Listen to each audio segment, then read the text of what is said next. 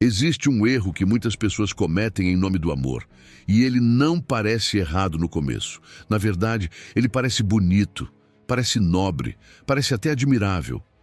Mas com o tempo, ele começa a destruir você. Não de forma rápida, mas lentamente, silenciosamente. Até que um dia você percebe que, tentando amar alguém, você deixou de existir. E é exatamente sobre isso que Sêneca nos alerta. Existe uma ideia profundamente enraizada na forma como enxergamos o amor. A ideia de que amar alguém significa suportar tudo, ceder sempre, entender sempre, aceitar sempre. Como se o amor fosse uma espécie de licença para ultrapassar limites. Mas Sêneca jamais trataria o amor como justificativa para a perda de si mesmo. Para ele, qualquer relação que exija a destruição da sua paz não é virtude, é desequilíbrio, porque o amor verdadeiro não nasce da carência, ele nasce da integridade. Um dos erros mais comuns e mais perigosos é este. Você começa a abrir mão de pequenas coisas, depois abre mão de outras, e quando percebe, já abriu mão de si mesmo. Você silencia opiniões para evitar conflito. Tolera desrespeitos para manter a relação. Se adapta constantemente para não ser abandonado. E tudo isso parece, à primeira vista, um gesto de amor. Mas Sêneca diria algo muito claro. Aquilo que te faz perder a si mesmo não pode ser chamado de bem.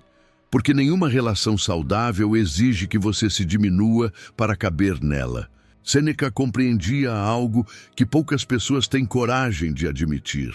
Muitas relações não nascem do amor, nascem do medo. Medo de ficar sozinho, medo de não ser suficiente, medo de não encontrar algo melhor. E quando o amor nasce do medo, ele se transforma em dependência. A pessoa deixa de escolher e passa a precisar.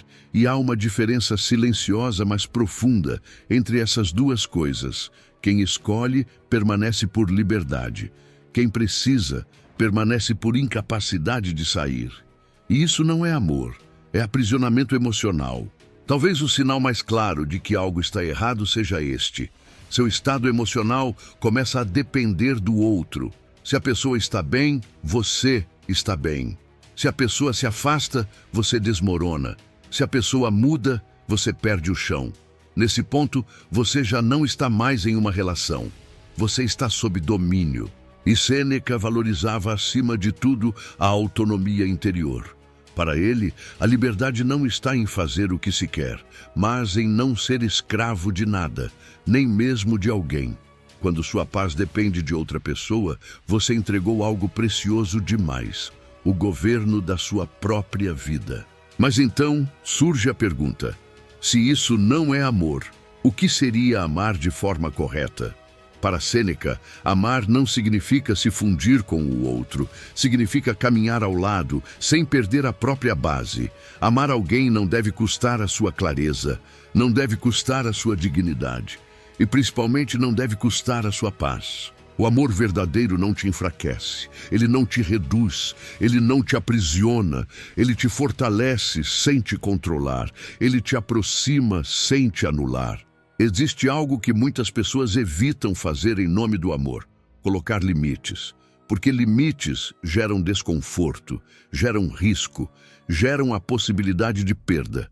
Mas Sêneca entendia algo essencial: nem toda perda é um prejuízo. Às vezes, perder alguém é exatamente o que impede que você perca a si mesmo.